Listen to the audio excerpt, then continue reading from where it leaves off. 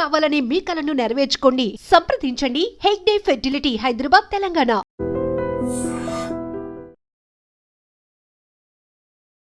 Sir ఈరోజు అన్నీ తిన్నా కూడా షుగర్ తగ్గడానికి ఒక మంచి చిట్కాలు, మీరు నాటు వైద్య చిట్కాలు ఏం చెప్తారు? నమస్తే అమ్మ, చక్కటి ప్రశ్న అడిగారు. ఎస్. ఈరోజు ఈ డయాబెటీస్ అనేది ఒక ఆధార్ లింక్ అయిపోయింది ప్రతి ఇంటికి. డయాబెటీస్ అవును. వీటికి కొన్ని వ్యవస్థలు కొన్ని మెడిసిన్లు వదిలారు. ఇవి తినకూడదు, అవి తినకూడదు, ఇది తినచ్చు, అది తినొచ్చు అని ఆ పత్యముంటూ సగం వయసులో చచ్చిపోతున్నారు. ఇది వ్యాధితో చావట్లేదండి, ఈ డైట్ వల్ల చచ్చిపోతున్నారు. ఇక నేను చెప్పే సబ్జెక్ట్, అన్ని తిని ఆరోగ్యంగా ఉండండి, మధుమేహాన్ని అదుపులో పెట్టుకోండి. అది సార్ స్పెషాలిటీ అనమాట. ఎస్కే రసూల్ గురూజీ అంటే తెలియని వాళ్ళు ఉండరు. నాటు వైద్యంలో ఆరుతేరిన మనిషి అని చెప్పొచ్చు మనము. ఇంకో ముఖ్యమైన విషయం ఏంటంటే, ఏదో సాధారణంగా చిట్కాలు చెప్పాము ఉపయోగించామని కాదు, ఆఫీసర్లతో సహా వాళ్ళతో మొదలుకొని ప్రతి ఒక్కరు సార్ ఇచ్చిన నాటు వైద్యం ఉపయోగించిన తర్వాత దగ్గరలో కొద్ది రోజుల్లో ట్రీట్మెంట్ ఉంది అని అన్న వాళ్ళకు కూడా తగ్గిపోయిన రోజులు ఉన్నాయన్నమాట. సో మరి ఈసారి డయాబెటీస్ అన్నీ తిన్నా తగ్గడానికి ఏం చెప్తారో చూద్దాం. సార్ చెప్పండి సార్. ఇప్పుడు మన వంటింట్లోనే ఉన్నాయి అన్నీ, కానీ మనం తెలుసుకోలేకపోతున్నాం. ఇవి తెలియచెప్పే వాళ్ళని మనం ఓల్డ్ హోమ్లో పంపుతున్నాం. ఇవి చెప్పడానికి ముందుకు వచ్చే పెద్దలని ఓల్డ్ హోమ్లో పంపుతున్నాం, కానీ అన్నీ మన వంటింట్లోనే ఉన్నాయి. ఫస్ట్ మెంతులు, 250 గ్రాముల మెంతులు మొలకెత్తి దంచి వస్త్రఘాళితం చేసి 50 గ్రాముల కొమ్మల పసుపు కలపండి. అంటే మెంతుల్ని ఫస్ట్ డైరెక్ట్గానే సార్ వేయించాలంటారా? మొలకెత్తాలా. 250 గ్రాముల మొలకెత్తిన మెంతులు ఎండించండి. 50 గ్రాముల కొమ్మల పసుపు దంచి కలపండి. 100 గ్రాముల ఉసిరిక చూర్ణం కలపండి. రోజు ఉదయం 1 స్పూన్ అలా వాటర్లో తీసుకోండి. గోరువెచ్చని నీళ్ళు సార్? Normal water. వాటర్.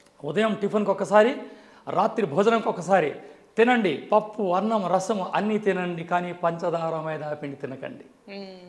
ఈ పంచదార, మైదా తిన్నామా మృత్యు మన ఇంట్లోకి వచ్చేసినట్లే. ఓకే. మైదా పిండి ప్యాంక్రాస్ని కంట్రోల్ చేస్తుంది, ఓపెన్ చెయ్యనివ్వదు, లివర్ని పాడు చేస్తుంది. ఇక్కడ మధుమేహం వాతంతో వస్తుంది. వాతం వల్ల రక్తం చెడిపోవడం. ఇక వాత లక్షణాల్లో అంటే ఒకటి కిడ్నీ, రెండోది లివర్. ఇక పిత్తంలోకి వెళ్ళామంటే ఒకటి గుండె, రెండవది ఊపిరితిత్తులు. కఫంలోకి వెళ్ళామంటే కళ్ళు, బ్రెయిన్. ఈ 6 మెకానిజం ఆట ఆడేదే ఈ డయాబెటీస్ ఒక్కటే.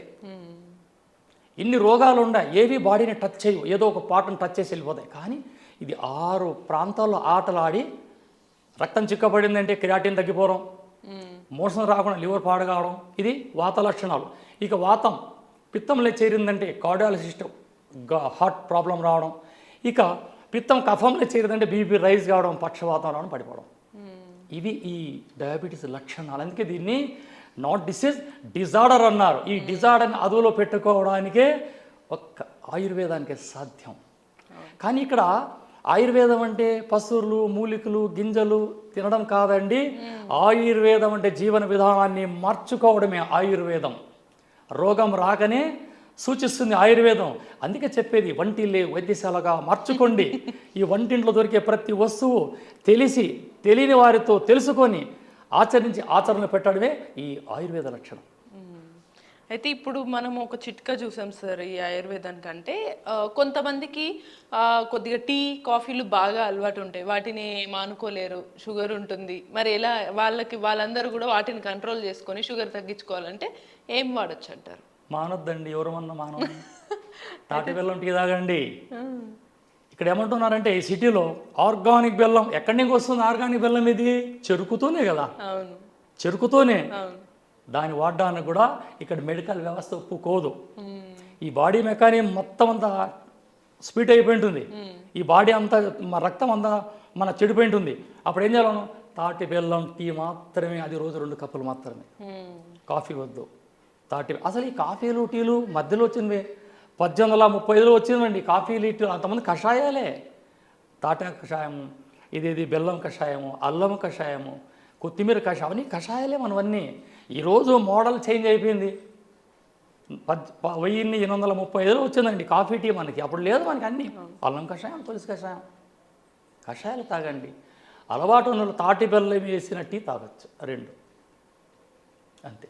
ఓకే సరే, ఇంకా మెంతులు, పసుపు కొమ్మలు, ఉసిరికాయలు ఇవన్నీ ఎండబెట్టి దంచుకుని ఆ పొడిని నీళ్ళల్లో తాగడము 2 పూటలు తాగాలన్నారు. ఇంకా ఏమన్నా చిట్కాలు ఉన్నాయంటారా ఈ షుగర్ తగ్గించుకోవడానికి? షుగర్ని అదుపులో పెట్టుకోవడానికి లక్షల రెమెడీలు ఉన్నాయి, కానీ ఇక్కడ స్టామినా కావాలా మనిషికి, బాడీకి పికప్ కావాలా. నేరేడాకుల కషాయాన్ని తీసుకున్న రోజు అరకప్పు, అది డే బై డే తీసుకోవాలి. రోజు షుగర్లో పడిపోతాయి. ఇంజక్షన్లు వేసుకుంటున్న వాళ్ళను కూడా 5 రోజుల్లో ఇంజక్షన్ మాన్పించే గుణం ఒక నేరేడాకుల కషాయానికే ఉంది. ఓకే, అంటే నేరేడాకులని ఒక 10 నేరేడాకులు 2 గ్లాసుల వాటర్లు వేయడం, బాగా మరిగించడం, ఉదయాన్నే పరిగడపడం, 1 గ్లాస్ తాగడం.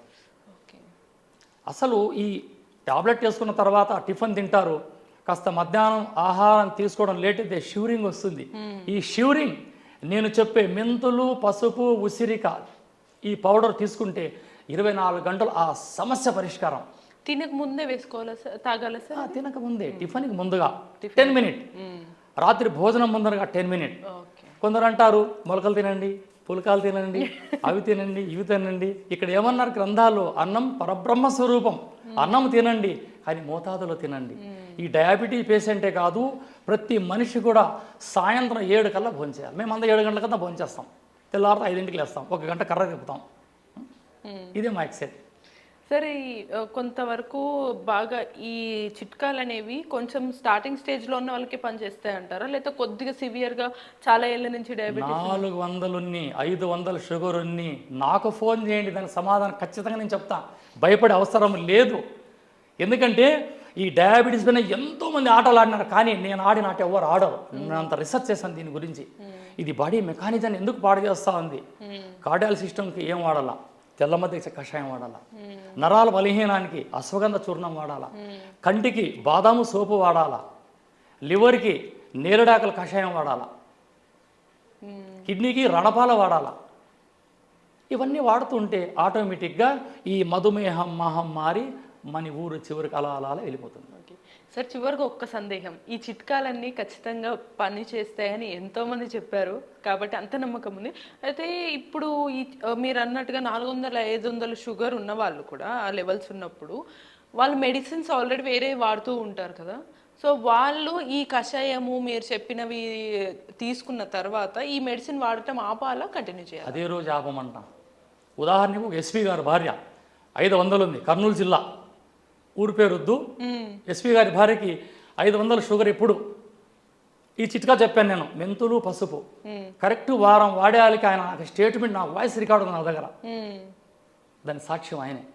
అంతేకాదు చాలా మంది ఉన్నారు, నేను సాక్ష్యాన్ని నమ్ముతాను, సత్యాన్ని నమ్మనండి, నాకు విట్నెస్. అది నా మందులో ఉండే ప్రత్యేకత. అది ఎస్కే రసూల్ గురూజీ మందులో ఉన్న ప్రత్యేకత అనమాట. సో ఈసారి మీరు అన్ని చక్కగా తినండి, కానీ సార్ చెప్పిన చిట్కా పాటిస్తే మీకు డయాబెటీస్ తగ్గుతుందని చెప్తున్నారు. ఇటువంటి మరిన్ని చిట్కాలతో మళ్ళీ కలుద్దాం.